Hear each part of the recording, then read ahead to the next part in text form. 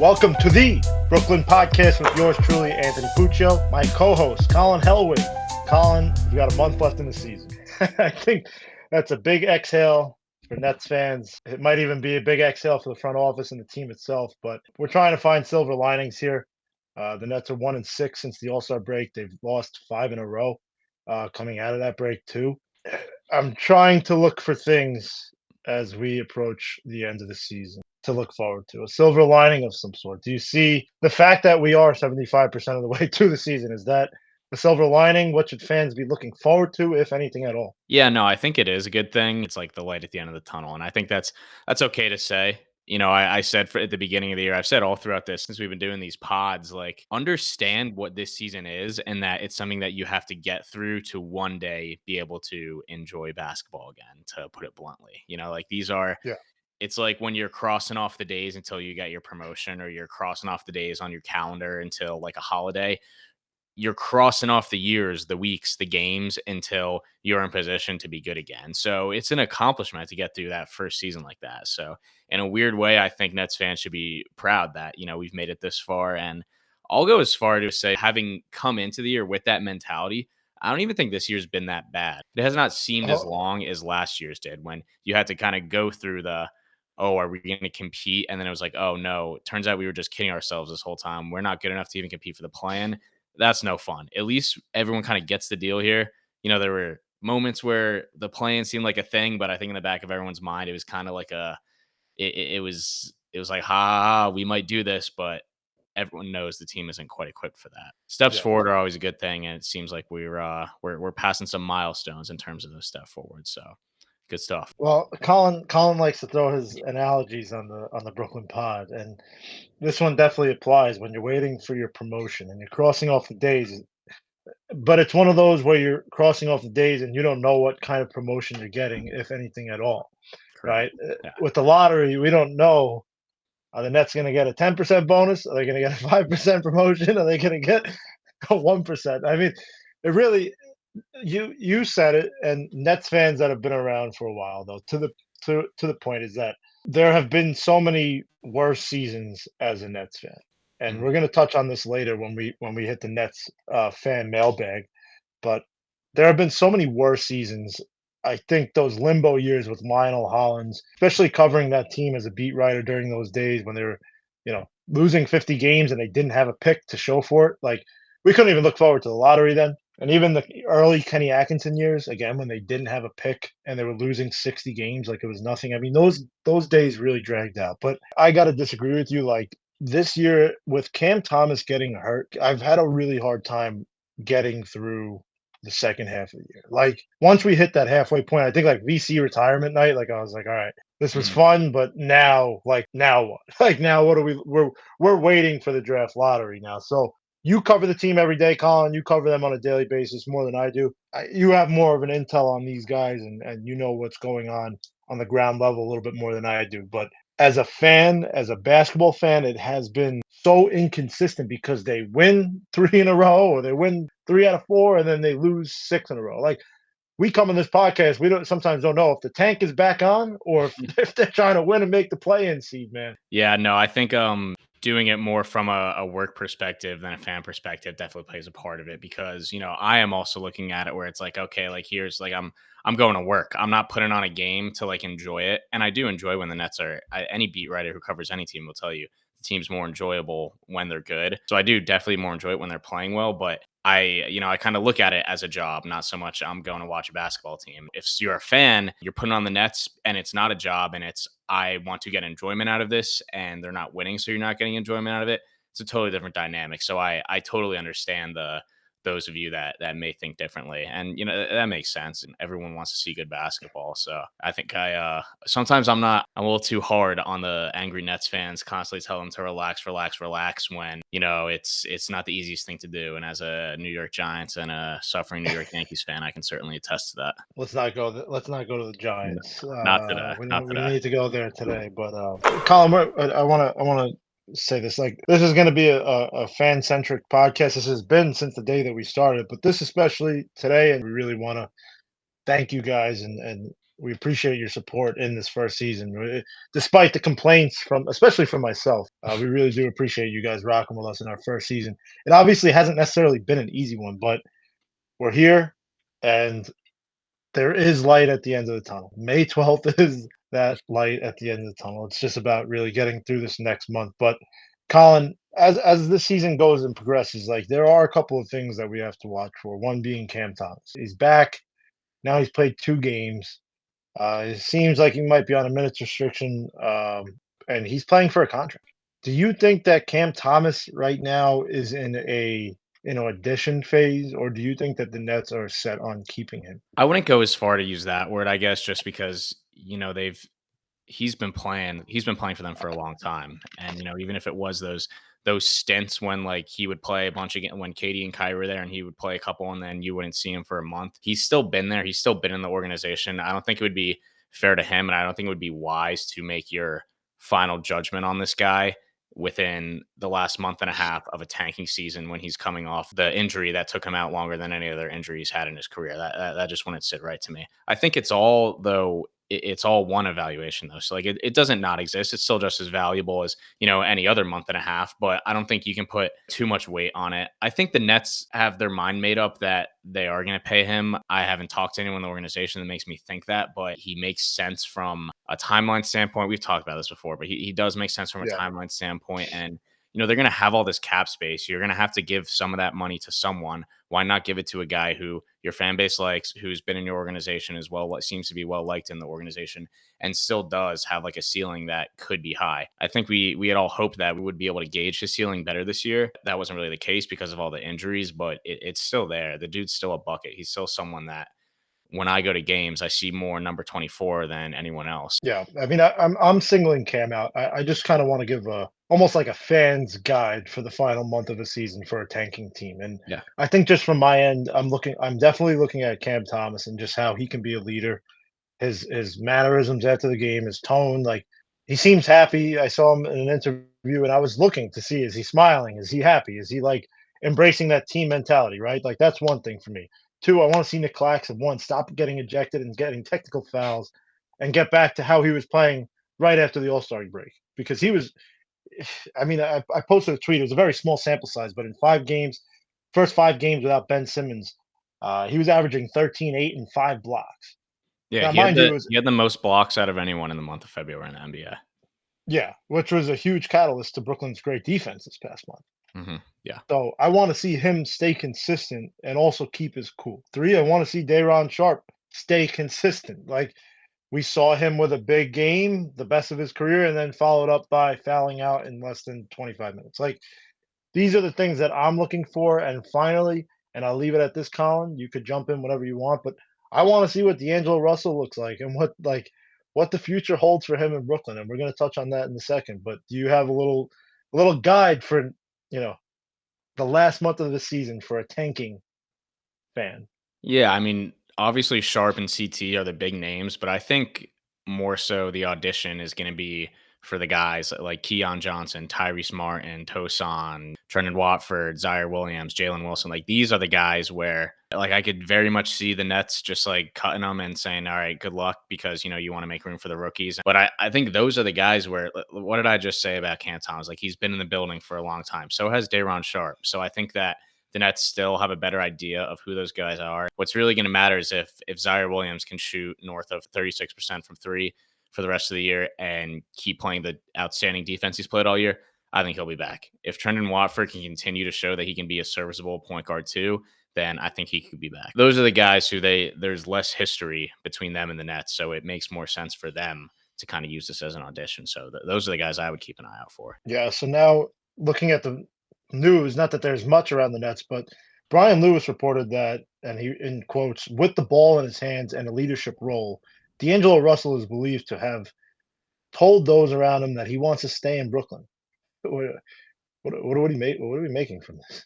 I think he's taking another shot at LeBron, just like he did a month and a half ago when he said that he would never take advantage again being in an offense where he can go out and just do his thing. That ball in his hand, part of the quote, I don't think that was just he threw that in there. I think that was intentional. For those reasons, I think he enjoys being able to play freely as like I said, like as he has said. I think it makes sense why he would like to play in Brooklyn as a guy who just likes to hoop and play his way. I don't think it makes sense for the Nets. I think those minutes just need to go to the younger players and other guys based on the trajectory of the team.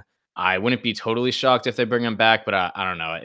I mean, Pooch, how long have we been talking about how like it's cool that he's here, but does it really make sense? No, not really. So No, no. I don't quite get it. The only way I think it would make sense to bring him back would be, again, I can understand there's that cap space they have. They're gonna have to spend it on someone. Here's a well liked guy, so that makes Right. sense. And he's still a veteran. He's a guy where if the Nets wanted to swing big and trade for someone, they can sign him to a deal and then use him as a trade chip. He makes sense for that. He's a guy that I think veteran teams, he's got playoff experience. They could say, okay, we can center a trade around this guy, or he can even just be a salary filler. You resign him for that reason. But that's still me kind of like talking myself into it. You know what I mean? It Right. just I almost blew my head off when we were saying he came in for Schroeder. I was like, I don't understand. Like they're upgrading at the point guard, and you had kept saying, it's to match salaries. And now it's funny because another thing that you said during D'Angelo Russell's tenure in Brooklyn is that you hoped that fans wouldn't get mad or be sour with him if he does well.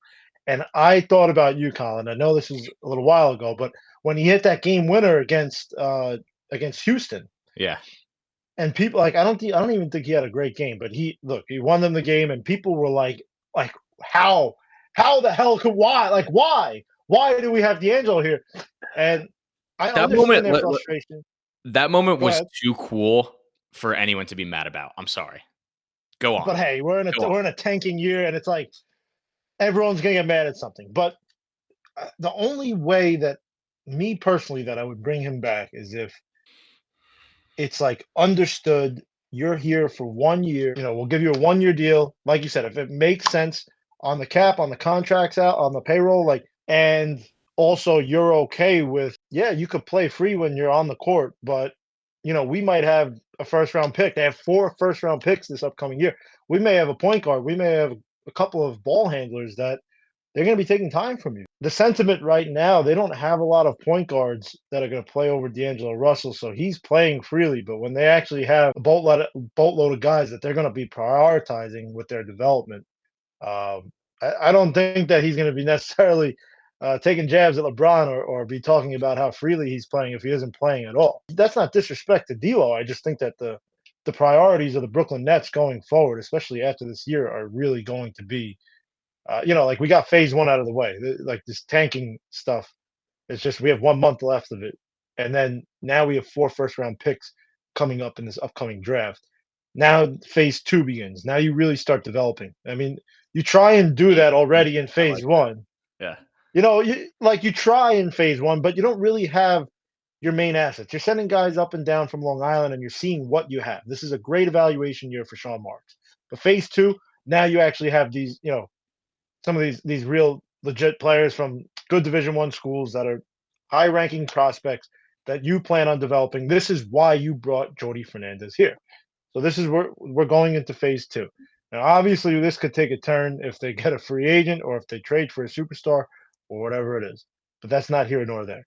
In the context of D'Angelo Russell, I don't see him in any shape, way, or form being a priority when we're entering phase two, where it's time to develop and grow with these guys. And at that point, you kind of hope that they win some games. If they're young and you're developing, what's the best way to develop players and build a winning culture? By winning basketball games. I just don't see where D'Lo fits in. If this is his last hurrah, which I hope for his sake and for the Brooklyn Nets and its fan base that it is the last hurrah, like he really might be the most popular Brooklyn Net ever. Yes. Like maybe like Brooke Lopez, Joe Johnson. Like there really aren't a lot of popular Brooklyn Nets. Like Brooke Lopez and Joe Johnson come to mind immediately, but every other star that was here is basically virtually hated by the fan base. Yeah, and and it's not even the Nets fan base, it's the NBA as a whole. Like that video, Playboy Cardi with them on the bench is like timeless and like NBA meme lore or whatever. And D'Angelo Russell is the only player who, now statistically you could say that like Kevin Durant, Vince Carter had their best years with the Nets, but D'Angelo Russell now he's averaging his most like assists per game per 100 possessions right now. It's playing way Hmm. better than he was in LA, and he went from LA the first time, Brooklyn jersey. Now he's an all-star. He's the only guy where or he is the most guy where it's like, okay, you put him in a Brooklyn uniform, he just became 2, 3 times more dangerous than the version that was prior. So that also kind of like adds to his Brooklyn lore. It's crazy what happens to a basketball player when you put them in a position where or a place where they're comfortable and Yeah. confident, right? Like, and familiar. Like D'Lo, like you said, he came from LA the last time and he knew he had a chip on his shoulder. He had people talking shit back on the west side. And it was not the same situation this time, but it was similar in that one of the game's most historic players. Last time it was Magic Johnson. This time it was LeBron James. They didn't rock with him in LA, and he came to Brooklyn and had something to had something to prove. Mhm. And in a lot of these quotes, as you mentioned, Colin, like he does throw these jabs at Bron and then LA. Like I'm not trying to like stir the pot or anything, but it's like I covered D'Lo so closely during those his prime Nets years that Mhm. I know him. I know he's not a bad person. He doesn't have ill will, but he really does carry him with that fuck you swag. Excuse my language, but like really that like he really believes that he's a superstar. And you have to in this NBA. Yeah. I wish him well. It's just the D'Angelo Russell Nets dynamic in both 18-19 and now in 24-25 is just so intriguing. And I'm curious to see just how this all unfolds. I hope that he ends up with a team that he could actually contribute and make maybe make a playoff run. I don't think that he has any being in Brooklyn. Put that Ditto. to rest, huh? Yeah. Yeah, 100%. just like Ben Simmons. We haven't said Ben Simmons yet. I think there was like a Feels good. TikTok Feels good TikTok not clip. having to say it. I know. So, as I mentioned earlier, we're gonna start dedicating a lot of these podcasts, and from day one we said this is a fan centric podcast. We invite all you guys to join us on Playback.tv if you want to join us in the chat. If you got something to say, you can even join the stage. But in the meantime, we have mailbag questions. And the first question is from Kick J Zilla. Kick Z Jilla. Colin, why are Nets fans so miserable? Yeah, when I typed that one in today, I knew you were gonna have a little trouble saying it. All right, Kick J Zilla, what's up? Why are Nets fans so miserable? Nets fans are so miserable because they never expected to be back in this position so soon. I still think people are. It's like a seeping wound from like the Kevin Durant, like Kyrie Irving era. Now, you can like say you moved on, and I think people have moved on for the most part. Like, how could you not? It's like years in advance now. Like Kevin Durant's been gone so long, he's already on another team where it's like not working out. It's definitely in the past. I don't think anyone is still like, oh, boo hoo hoo about it, but it's exhausting to be like, all right, we are just right back to, building from the ground up. And Sean Marks pulled a rabbit out of his hat. The Boston Celtics rebuilt with the Nets picks, and the Philadelphia 76ers rebuilt by tanking, and the Nets almost like lapped them in 2020, 2021. They had a better team than both those teams, and they rebuilt faster with fewer assets. It was nothing short of astonishing what they did when they did that. They still had young guys there, and it just seemed like it was going to last a while. Now, we all know the NBA is a league that it's so fluid and things can change, but I just don't think anyone expected to be back this soon. So in the back of everyone's mind, with every loss, with every game where the Nets only score like 80 points and shoot sub 40% from the field, it's like we're really back to this right now. It's a seeping wound that just hasn't quite healed just yet. And it probably won't heal until the Nets have another guy on their team that makes you feel the way that those guys made fans feel. Yeah, I think I love this fan base. I call them family all the time, but I think the dynamic of a franchise that didn't really have a lot of fans in New Jersey, but still have plenty of them around. You have a team that moved from New Jersey to Brooklyn, so you have old fans that followed them through the 80s, through the 90s, the early 2000s, and then they moved and like half rebranded and made themselves very attractive for the younger fan. And so they have like a mixed demographic regarding age. Like I feel like half the fan base is kind of like old school. That isn't really on Twitter. They're the season ticket holders. They're the people actually at the games, and mostly I find them to be the anti-tankers. And then you have, I think, the younger folks who are more on Twitter that don't really. Not everybody. I don't want to generalize, but like not everybody is really watching all these games, and how they consume basketball is so much different than that older era that They're willing to risk a season of losing and sucking and like forget competing. Like if it gets us Cooper Flag or if it gets us a top pick, like the dynamic of age is kind of my point and how we consume basketball from the old school and the new school.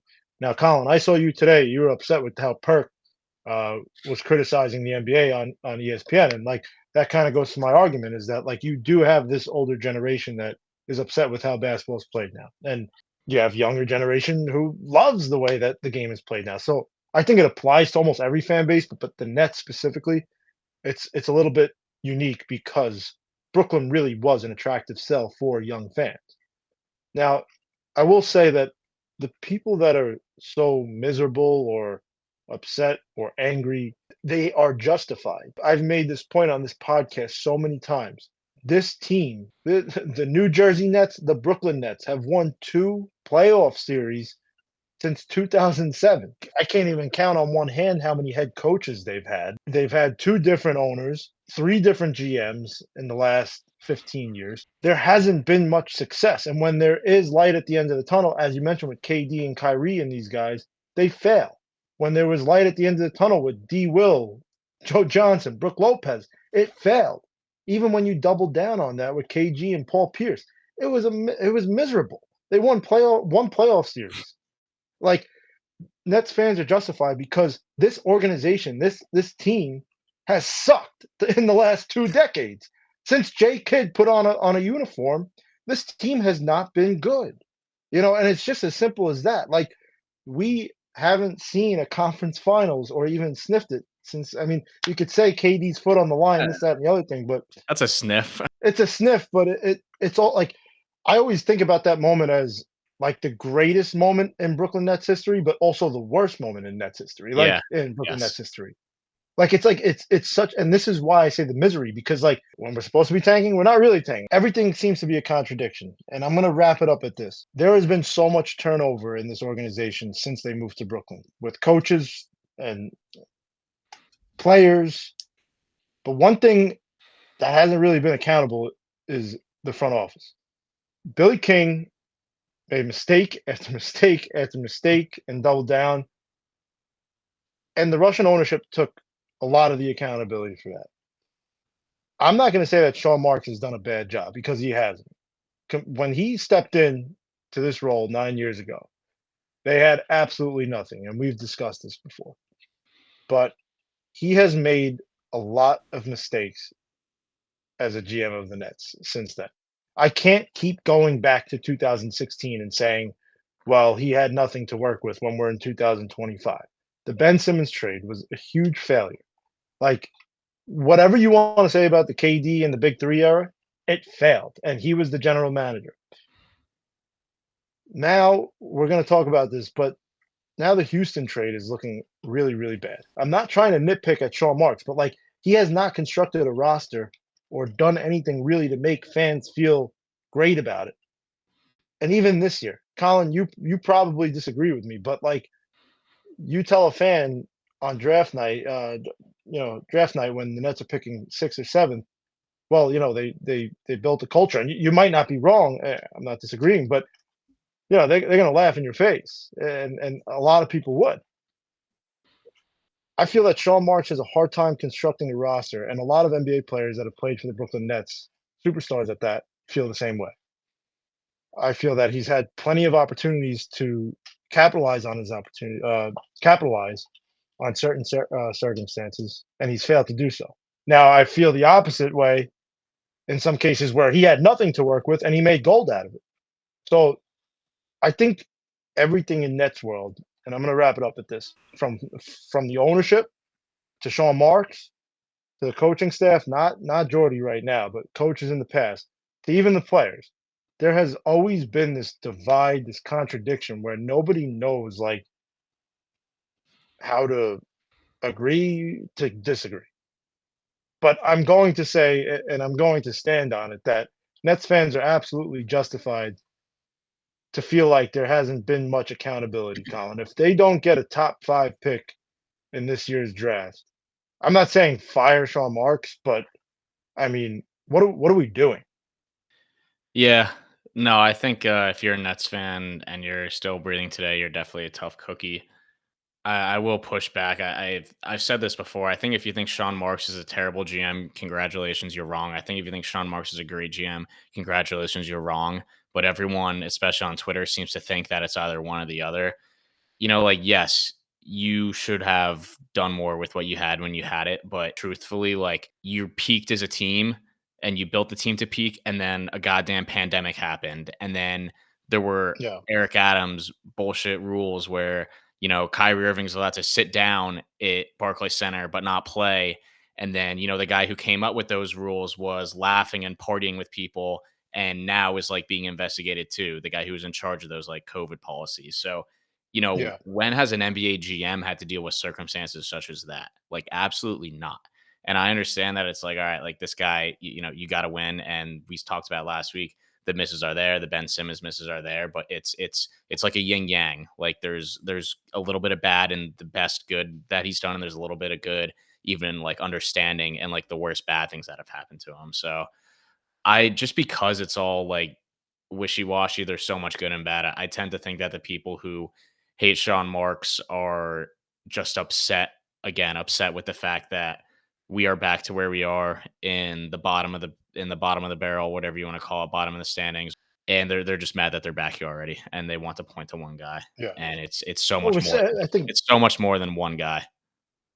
100%, 100%. I think fans are just sick of being the laughing stock of the league. But I will say this: a coach in the NBA said to me once he was upset with certain things, the landscape of job security and turnover and things like that. And he said, "Pooch, this is a league that is based on merit, and I see a lot of favoritism in the league for certain people. Look, we're going on year 9. I think year 10 next year with Sean Marks. We've seen one playoff series win, so I think fans just want to see results. Like I'm not singling him out in this process by no means, and I'm not anti Marks and I'm not pro Marks. I think he's an imperfect GM who has a lot more power and say than he probably should. Like Colin, I'll segue it into this. We hear rumors about Bob Myers, kind of his name being floated around Philadelphia, and even I think Scoop wrote Brooklyn. You take it for what it is. But if Bob Myers is available, should Sean Marks be untouchable? Like, would you take in Bob Myers, or would you take if you had an opportunity to get a better GM? Would you let Sean Marks go? That's kind of my question. Should he be as For untouchable as he is? No, I don't think he should be. I just think it's a question that, like, not that Joe Tsai is some basketball genius, but like it's a question for Joe Tsai, and I would trust Joe Tsai to answer it more than the rage-filled Twitter Mongols who you would think that Sean Marks like stole their wife and burned their house to the ground the way that they talk about him. Hey, you That's never all. know. No, look, again, this isn't a Sean Marks slander tour. It's just Nets fans are miserable, and it is justified. But I think it comes down to one thing, Colin. The team hasn't been very good in the last 15 years. Moving on, shout out to Kick Z Jilla. Kick, we appreciate you. Thank you for supporting the show, and thank you for giving us something to talk about for a nice long time. Now we got Sir Prince Alexander the Third. Alexander, we appreciate you.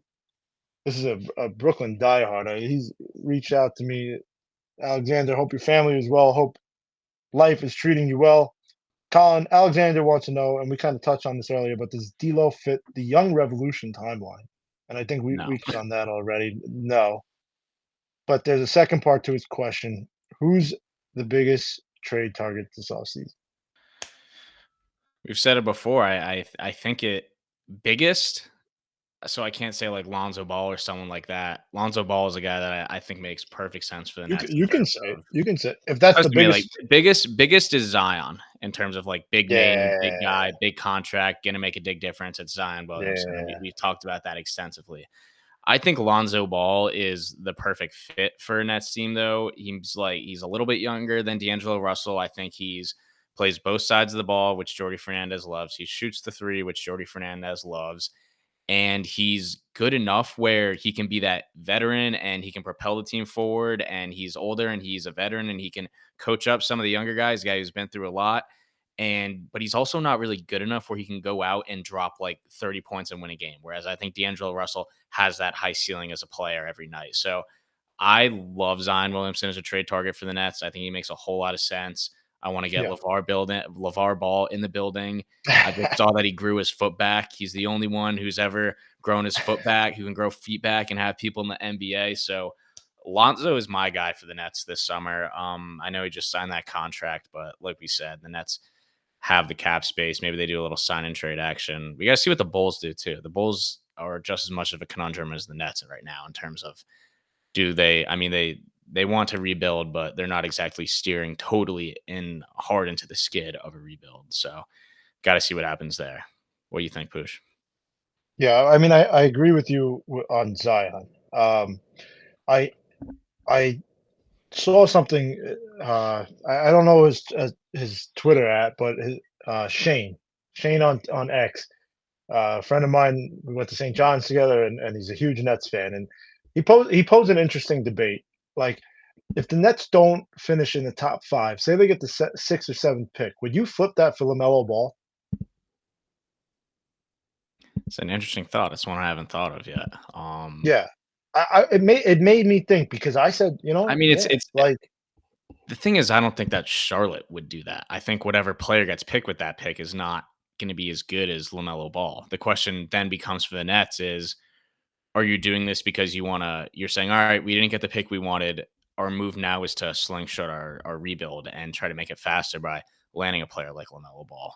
I think I would honestly, yeah, just because that's really good value. Seventh or eighth pick for LaMelo Ball, a yeah. guy who I think should have been probably would have been an all-star starter this year if he didn't get hurt. Yeah, yeah, I'm doing that. I just don't think What Charlotte. a- I don't think what Charlotte about two? If you had to put two picks in there, two picks for this upcoming year, you like know that you're getting a young star back.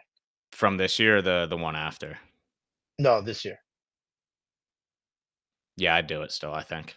I still Yeah, think LaMelo Ball and 2 other first round picks and all your other future first round picks is pretty solid. yeah. I look again. This was something that I happened to stumble upon on Twitter, and I was like, this is a really really interesting debate, and it's something that really they might weigh. I don't know. I think Sean Mark's probably just going to draft someone because he's been dying to get a top 10 pick. But Yeah. Hasn't T drafted Rex, what someone up in with you, over brother? a year. Sorry about that, Colin. There you go. T Rex is in the building. He's a huge Brooklyn Pod fan. T Rex, if you got any questions, shoot them our way. But Colin, to answer the question, I'll keep it short.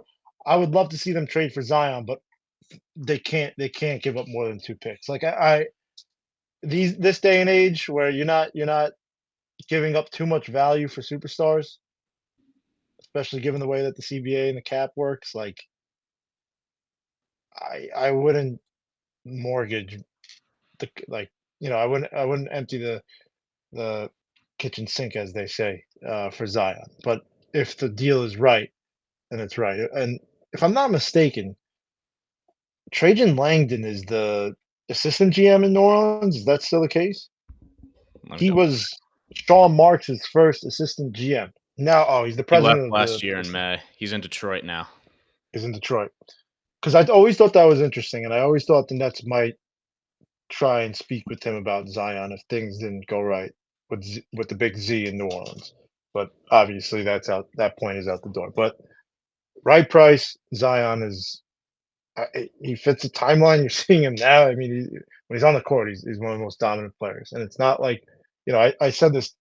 You posted a clip of us talking about Zion, and people were saying like we went through this with Ben Simmons already. Like, didn't we learn our lesson? But like, I think there's a big difference between the issues and concerns with Zion versus a 6'10" point guard that has back problems. Like that's Zion's also at his peak better than Ben Simmons ever was. 100%, 100%. And two completely again, like once your back is messed up as a big man like Ben, and it's pain going down to your leg, it's probably going to affect your career. I don't know if Zion, I'm not a doctor, but I don't think Zion has career-ending injuries right now, or career-threatening injuries, I should say. Yeah. No, I agree. So that's my answer. Zion's my big target this year. I don't want Giannis. No, yeah. No to Giannis. Stay No, away from a lot of these older guys. nah, No need. nah. Patrick Diamond. Patrick, shout out to you. Thank you for the question. Colin, Patrick wants to know how many players from this year's team are you comfortable with taking into next season? You got to do some math here because I don't know. The Nets historically are not a team that usually they'll keep their rookies down on Long Island for a while. I would like to see them not do that because, this is the first time where when they've done that, they've had rookies, but they've also had guys like Kevin Durant and Kyrie Irving on the team, and they're going to try to win now. So there's not a lot of room to develop guys. So I think in that case, it makes sense to send them to Long Island. But right now, you're trying to rebuild, maybe even trying to lose next year. So let the kids run around out there. I think that's what they should do. So I think whatever you have to do to clear up 4 roster spots, not including two ways, not just roster spots, but spots where those guys can get minutes, then I want to see that happen. So I think that brings you to anywhere between, bring back maybe 9 to 12-ish players. I think the guys that you're going to come down to are you're going to bring back Cam Thomas. It seems like you're going to bring back Day'Ron Sharp. Keon Johnson, Trendon Watford, Zaire Williams, Jalen Wilson are going to be the guys that you really have to think about and that are kind of on the edge. Now, I think of those guys, if I got to pick one guy I want to come back, I think it's Zaire Williams. I'm just impressed Yeah, with the growth he's made this year. And, the Nets' identity right now, for better or worse, is that they're a defensive team. The Brooklyn yeah, Nets are good. They are a lot of things that are not good. They're a good defensive team, and Zaire Williams is a big part of that. I think he's in terms of the ball pressure that Jordy talks about and the way the Nets are able to blitz and recover and how he's able to close out hard, but not too hard where he can't recover and, just gets beat off the dribble are all things that I've been very much impressed with this year. And he's hitting it just a good enough clip. He's hitting just enough corner threes where he's stretching the defense and he's young. I would like to see Zaire Williams back. The other guys, it's really a toss up, but I think Zaire is the guy I definitely want to bring back of those fringe guys between yeah, Dion, Tyrese, Jalen Wilson, himself, Trendon Watford. But yeah, Sharp, CT are back. Reese Beekman's probably gone. That's a two-way slot though. Or Keon, they have a team option with Tyrese. They have a team option with. There's a lot that needs to go down. I believe there's only 7 players under contract next year. Three or four of which are two ways, which is a team option. So there's a lot of fluidity. yeah. I mean, if you're asking me in the context of like who do you want to build the future with, Cam Thomas, obviously. I mean, I want to say Nick Claxton. I want to say Nick Claxton the way that he's playing in February, but I also want to say Nick Claxton the one that's not getting teed up and acting immature and getting upset all the time. Like when he buckles down and he's in the right situation. I mean, he's a great center for this team. But Hmm. again, like you said, we don't need to get into who we want to axe and who we don't. Cam Thomas for me. Um, you know what, Colin? I'm gonna say I want Cam Johnson back. That's where you lose me. I just I it's just he's I know. he's older than everyone. I won't be mad if he's back. He's very well liked. He's a smart guy. He's a good guy to have on your team, but he's going to be 30 next year. Do we really think that he's going to be like the best version of himself when the Nets are going to need that however many years in advance? My It just doesn't match in my opinion. my honest opinion is I don't think these guys are gonna lose next year. I think they're gonna be okay. I think they're gonna try and make a playoff run. Like I feel that it also depends who they draft and what it looks like. But he could fit into a roster on a bad team, on a good team, and he has a very tradable contract. He is a very team friendly contract. And I know you want to maximize value maybe this summer, but if you hold on to him, is it really the end of the world? Like, I mean, I know a lot of Nets fans will kill me on X for saying this, but like, really, I like Cam Johnson. I think his type of his skill set is hard to find. His physique, his skill set is very hard to find at the stretch four. Um, I'm not dying on that hill though. So I'm going to say Cam Thomas, clear cut. I like your answer about Zaire. And before the season, we had to ask the question, who is kind of like your X factor and who you most looking forward to? We both said Shake Milton, but we both threw someone else in there. The guy that I really want to see, and he's an unrestricted free agent next year, is Trendon Watford. Like, just the injuries have plagued the season, but when he's been on the court, he's looked good.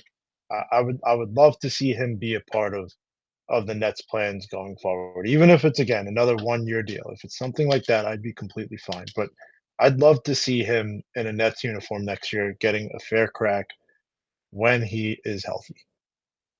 Yeah. But I don't really know if I mean, look, they're gonna have to bring a lot of guys back, but, like, I don't know.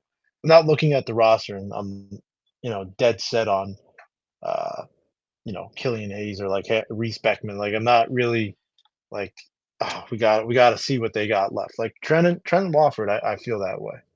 Yeah. T-Rex says that I can't have Sharp or Claxton if both get smoked by Bismack That Biyombo, that but wasn't really their fault, and that's where blitzing everything last night, and so that left Tyrese Martin and Keon Johnson and sometimes Cam Thomas to fend for themselves in the paint because the Nets were blitzing every screen. Now, should the Nets have been doubling 36-year-old Chris Paul 2 feet in front of the three-point line? I don't think so. So I while yeah, it would have been nice to see them recover in time to put some more pressure on the paint to get back on that, it's not totally their fault. But I hear you. That was a stunning stat to see Bismack outscore both of them in big 2025. T-Rex is always coming in here and with the heat. Colin is a funny story. I was doing a Periscope. I don't know, like during Joe Harris's prime years, and T-Rex was like, "Yo, he's gonna choke in the big moment. He's gonna choke in the big Oh, moment." And I was like, "No, no fucking way!" Like this was like 2019. I'm giving T-Rex credit here, like mhm. well deserved too. Like 2019, I was saying, "No way, man!" Like guys shooting 43% from three. A couple of years later, T-Rex hits me up and he's like, "Yo, you remember that talk we had?" That's one of those I've never been so upset to be right. Right, right. Poor Joe Harris. We're moving on. T-Rex, shout out to you though. That was unfortunately you were correct. We have one last question, Colin, and then we're gonna go over to the pick watch. But we have Ian Ward. Shout out Ian. Thank you for the question. What is your favorite part about attending a Nets game? It's not watching the game right now. At least I'll keep it real.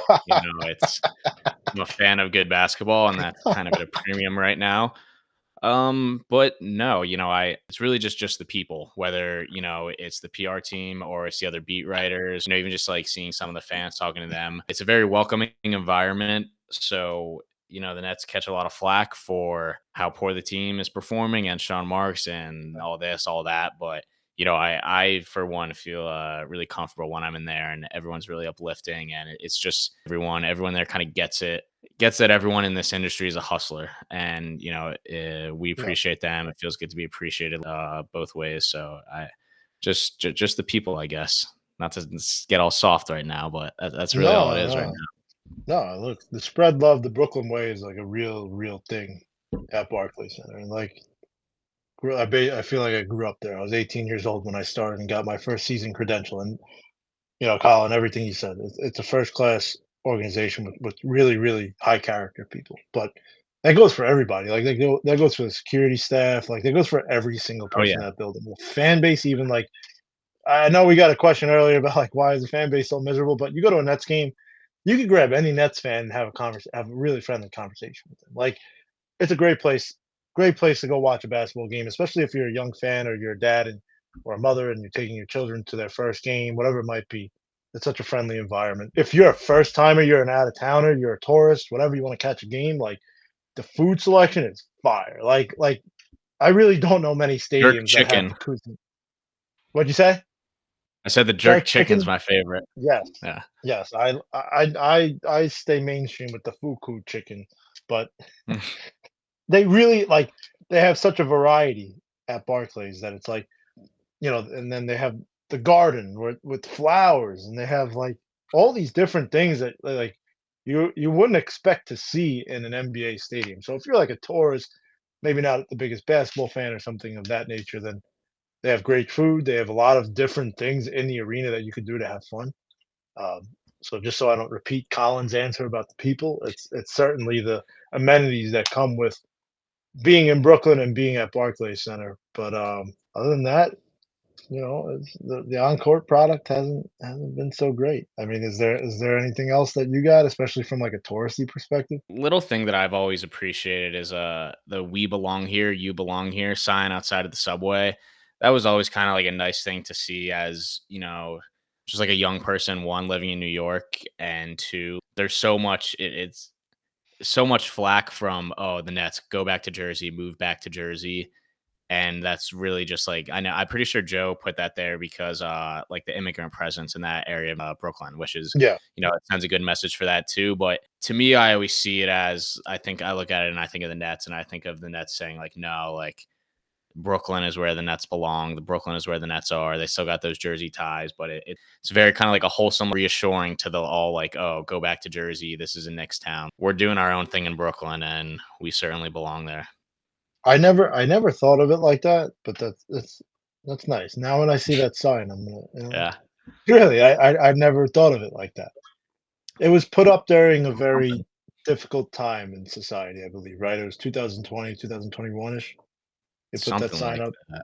I don't know for sure. It's been up there since I started on the beat, which was only 2 Yeah. years ago. But It's a nice way of looking at it, and something I will throw in that's not to do with the sign. That I'm not going to say that Barclays is better than MSG. I'm not going to say the crowd environment, but I'll say this: Barclays Center was built for two reasons.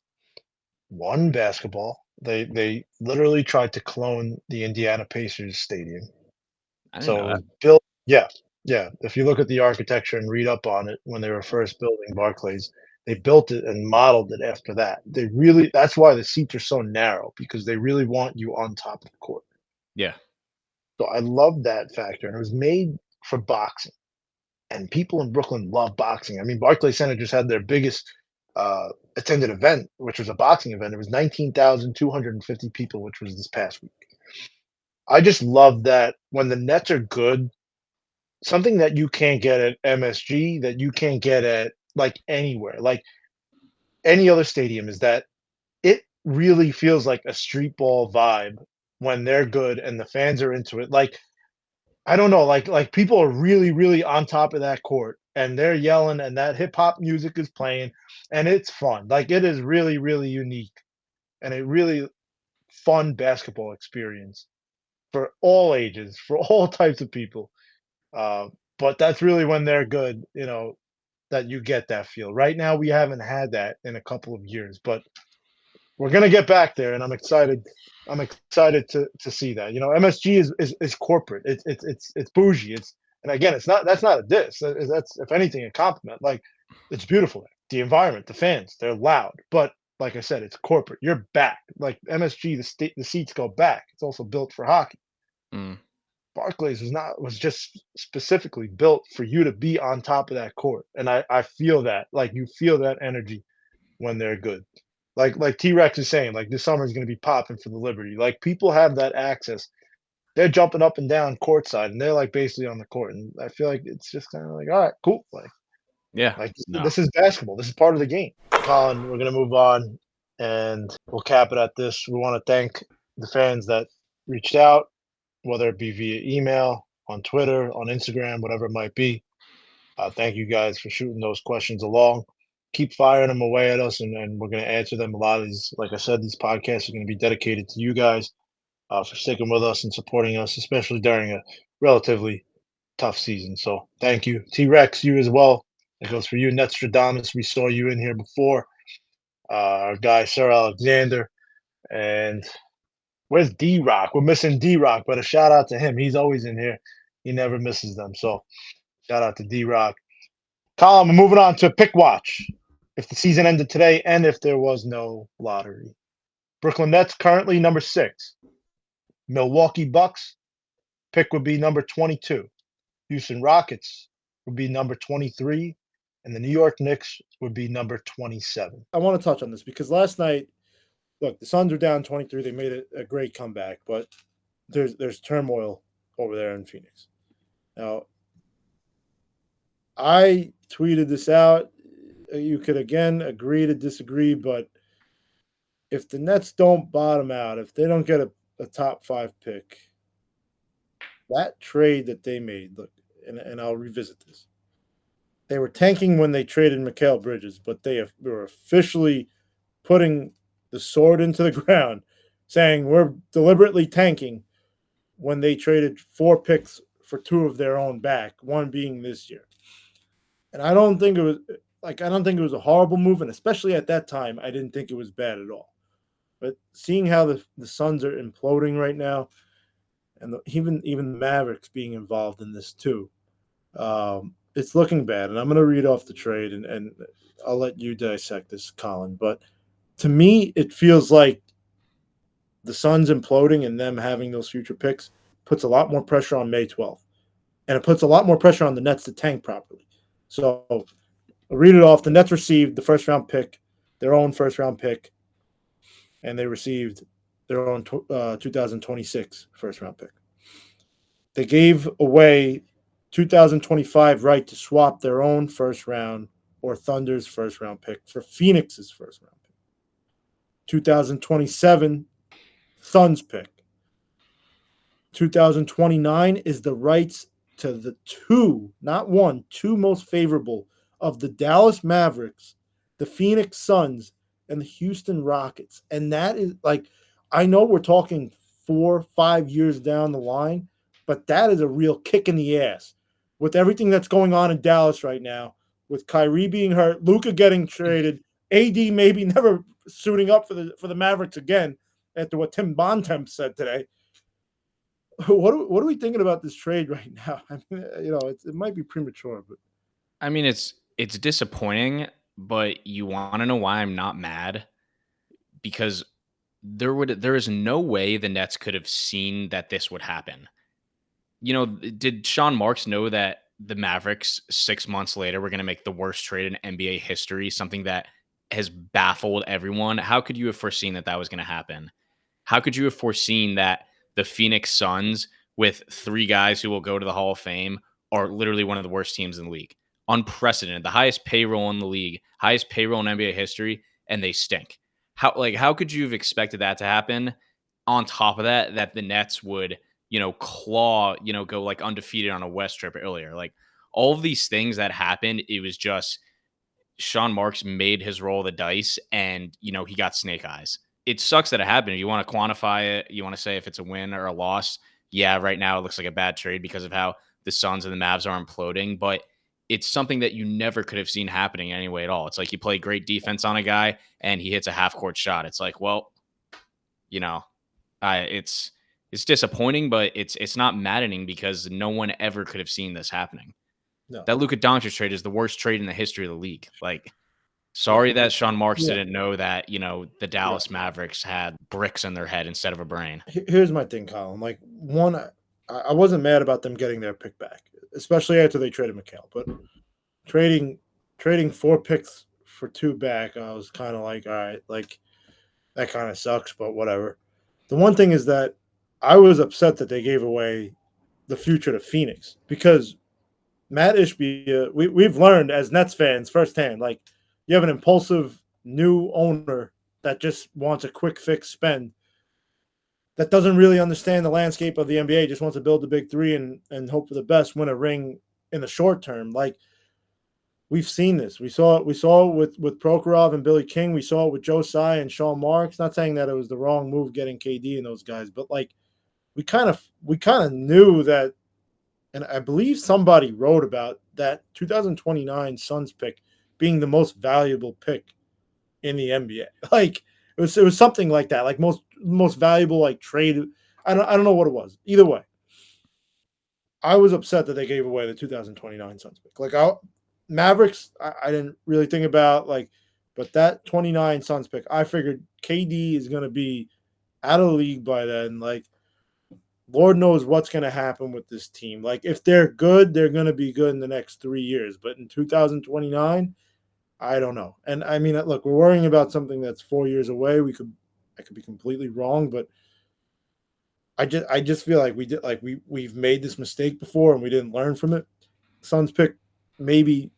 Like, I wish they could have kept out of that, but that's just me.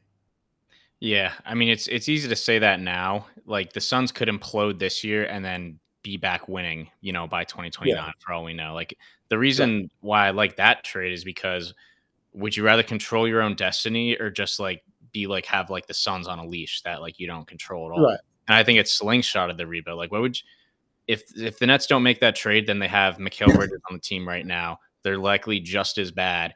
And it's not, oh, we have our pick this year and we'll see how the lottery balls fall and we'll have we'll be good again in 3 years maybe. It's no, let's wait for the Suns pick in 2029 and we'll be good in 7 or 8 years. Does that sound fun to you? Yeah, no, I understand your argument, and you're absolutely valid.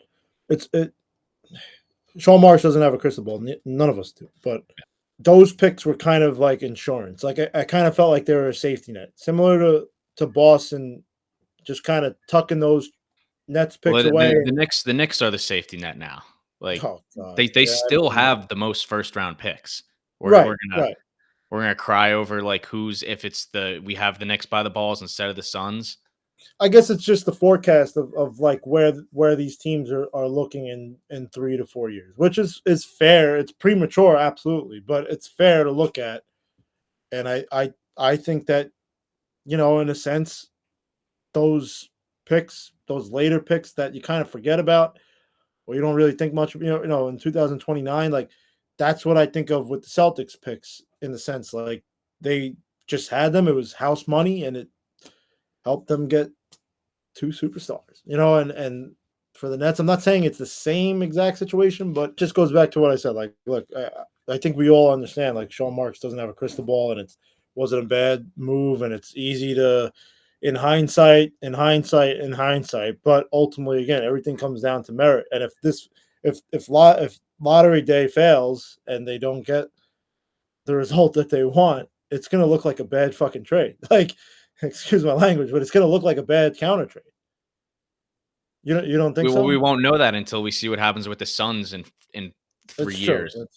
Do we want to do that? Like, no, I'm not debating you right now. I'm more so debating the crap that fills my inbox. No, look. Again, Collin, we understand what it is. I was just kind of saying, and I said it on Twitter when I sent that out, like, there is a little bit more pressure on this because we did mortgage a lot of picks in the future to get our own back. If you don't tank properly, well, it's not going to look great. Just kind of one of those. I don't know. Again, everyone has to each his own. 100%. Do you want to start yelling and looking at each other and saying that I don't know ball and you don't know ball? It's been a long week, bro. Long week. I'll be up till midnight tomorrow after the Nets lose by 20 again. Coming home. It's been a long season, been a long week.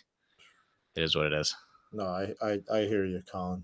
This was day 5 for me at Meta in the metaverse. This is my Friday right now, so yeah. Born outside in New York.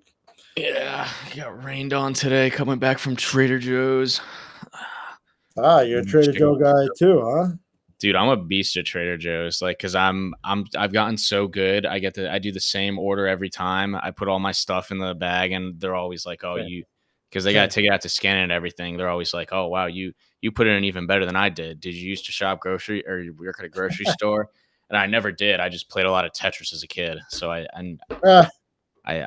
get a little satisfaction every time I go. I get the same order every time at Trader Joe's, by the way, too. Consistency. And they say the same thing to me when I bag. Have you worked in a grocery store? The difference is I did. So you did? Like, yeah. We gotta have a bagging contest then. Yeah. By the Brooklyn and SB Nation and Playback TV. Yeah, when you have an hour out of your life, watch Employee of the Month with Dane Cook. If you haven't already, that's what me and you are going to be on the podcast. I can remember that. Do like a bag off and like a shop off and everything. It's actually a funny movie. Yeah, right. I know when I'm watching when I can't fall asleep at 1 a.m. tonight on YouTube. One of the most random movies ever, but it was funny. You need a good laugh. You get one. All right. Any last words from you? And our 1 month left. We got 21 games left. Anything left to say? No, big week coming up. I think if you count the Sundays, the Nets have 5 games next week. So batten down the hatches. Bring it back to what I said earlier. Let's cross off 5 more and get closer to better days. Yes, sir. We'll be back in 2 weeks. We're looking to get a guest on the next episode. But for now, we hope you guys appreciated the fan-centric. The light is at the end of the tunnel is that we have 1 month left. So get through it. Keep your head up. And look forward to May 12th.